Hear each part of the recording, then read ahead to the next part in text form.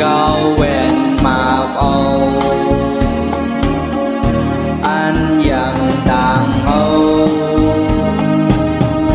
tại âu bên lo dần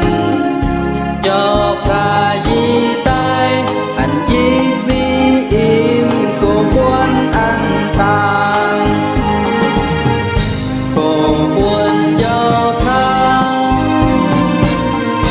hay tăng lên đón nhau âu áo hù dầu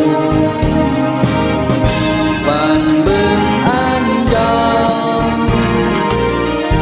âu nạp anh cho khá bó hè tắt lên đón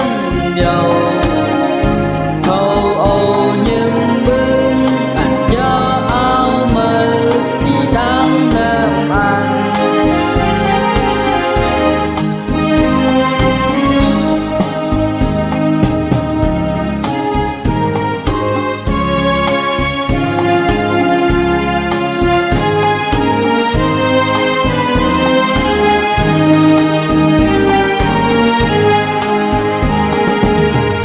của buồn cho ta hay tăng lên đón nhau